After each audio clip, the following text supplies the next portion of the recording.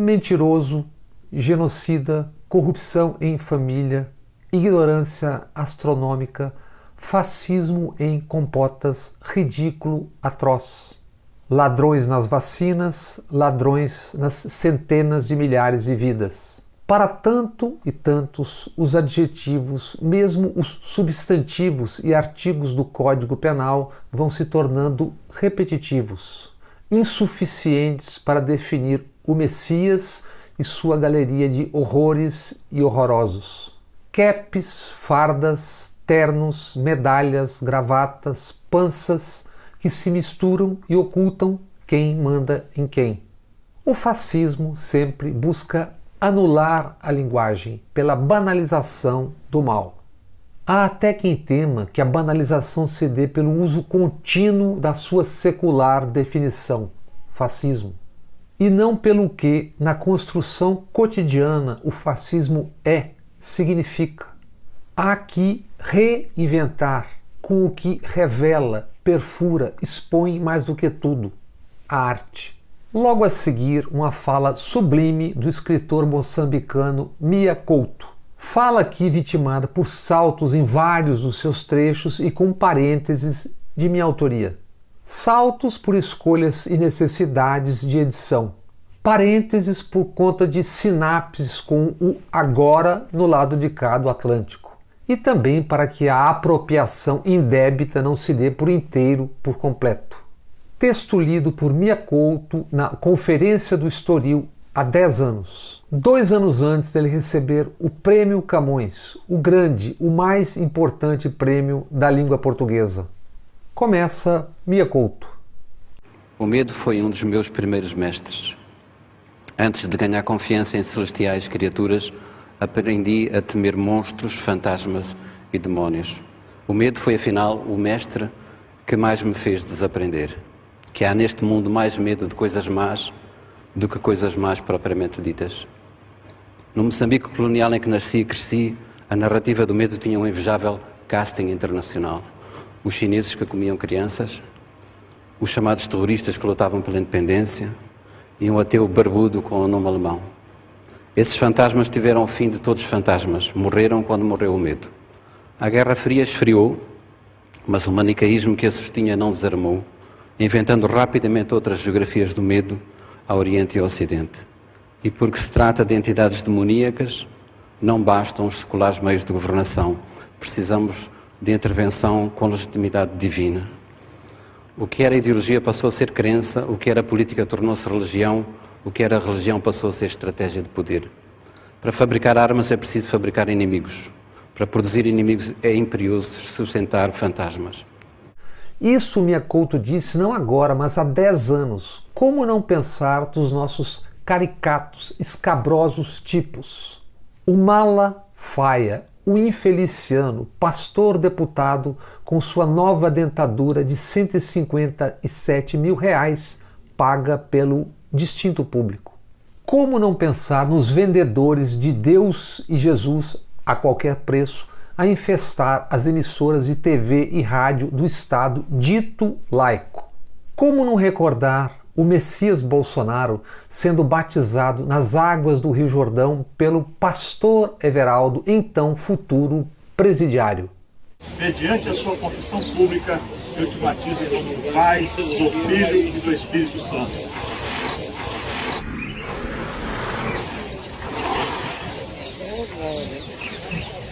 Peso pesado. E as bancadas da Bíblia nos legislativos país afora? E bispos e bispas, pastores e pastoras, igrejas que devem ao Estado e não pagam? Sem contar os prontuários tantos. Já há 10 anos, dizia Mia Couto. Em nome da segurança mundial, foram colocados e conservados no poder alguns dos ditadores mais sanguinários de toda a história. Pois agora nós, no Brasil, pensem na ONU e no medíocre no púlpito, mentindo para o mundo todo para escancaradamente falar apenas com os seus fiéis. Mortes chegando a 600 mil, genocídio com digitais, dos seus, suas, dos que são o poder, os militares. Discurso de um lunático que se imagina não ser, tentando ridiculamente assombrar com socialismo e comunismo. Socialismo e comunismo num país com mais de 70 milhões de pobres e miseráveis. Um socialismo, comunismo com farta distribuição de raspas e restos. Mia Couto. A mais grave desta longa herança de intervenção externa é a facilidade com que as elites africanas continuam a culpar os outros pelos seus próprios fracassos. E o que dizer das nossas elites, as verde-amarelas? Que projeto de país têm e apresentam, salvo para o seu dinheiro e o dos seus? O que, além dos próprios umbigos, quase sempre incultos, estupidificados, orgulhosos da ignorância, arrogância, prepotência e ferocidade? Seculares, cevadas em mais de 3 séculos e meio de escravidão. Sigo aqui saltando parágrafos vitais dessa fala de Mia Couto, mas ao final deste post, nos créditos, na chamada descrição, link para a fala integral do escritor moçambicano. E prossigo com Mia Couto. Há uma arma de destruição massiva que está sendo usada todos os dias, em todo o mundo, sem que seja preciso o pretexto da guerra. Essa arma chama-se fome. No Brasil, e aí já digo eu, 19 milhões passando fome e 116 milhões não sabendo se terão o que comer até o final do mês. Estes nos quais esbarramos nas sarjetas sem ver ou fingindo não enxergar. E o quarto filho do presidente, a imagem, semelhança e franja Adolf do pai, ameaça a CPI. Isso enquanto compra armas. É a linguagem do medo. Sabe o que o cara vende? Arma. Brinquedo. Compram e alugam mansões com milhões e milhões, não se sabe vindo de onde. Ou melhor, corrigindo, se sabe. Sabemos. Daí a busca de impor o medo. Pelo medo de mais dia, menos dia, terem que explicar onde brotam tantos milhões. Mia Couto. Mas não há hoje no mundo muro que separe os que têm medo dos que não têm medo. Citarei Eduardo Galeano acerca disto, que é o medo global, e diz-ele: os que trabalham têm medo de perder o trabalho, os que não trabalham têm medo de nunca encontrar trabalho. Quando não têm medo da fome, têm medo da comida. Os civis têm medo dos militares, os militares têm medo da falta de armas e as armas têm medo da falta de guerras. E, se calhar, acrescento agora eu, há quem tenha medo que o medo acabe. Existem aqueles que não têm medo, ou que mesmo tendo, enfrentam o medo. Essa a verdadeira coragem. Aldir Blanc, extraordinário letrista, compositor e cronista, se foi há 1 ano e meio. Um homem de coragem. Aldir Blanc enfrentou e venceu também a ditadura com seu talento com a arte. Terminou vencido pela Covid. Uma dessas parcerias em coautoria com Antônio Saraiva e com outro extraordinário talento. Um ator que, como raros, captura e retém os sentidos. Alexandre Nero, que como o infernal Tonico estamos vendo na novela Nos Tempos do Imperador e revendo na novela das 9 na hipnotizante atuação como o comendador José Alfredo. Alexandre Nero é parceiro de Aldir Blanc e Antônio Saraiva em Virulência, canção a ser lançada amanhã, sexta-feira, no álbum Aldir Blanc Inédito, lançada por hora nas plataformas digitais. Em outubro, o disco físico. Coautor, a partir de mensagens que trocava com Aldir Blanc, Alexandre Nero agora canta. Aqui, sem aquele imenso, enorme talento de Alexandre Nero, apenas conto a bela virulência.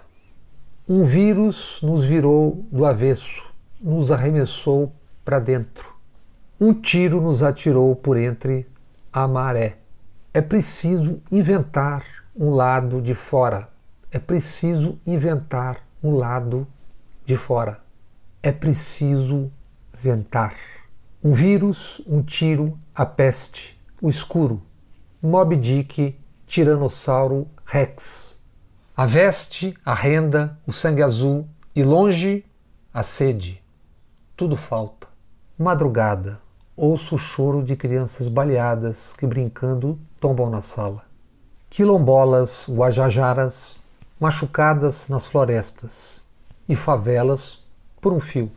Equilibristas no nada. Que falta me faz meus pais? Que falta nos faz a paz? Que falta nos faz um país? Na falta de ar, um governo deserto. Atine um mar que se ajuste ao teto. Estradivarius virão, passarinhos no verão. É preciso inventar um lado de fora. É preciso inventar um lado de fora. É preciso inventar um lado de fora. É preciso inventar. Amigas, amigos, retornemos a Mia Couto. Há quem tenha medo que o medo acabe.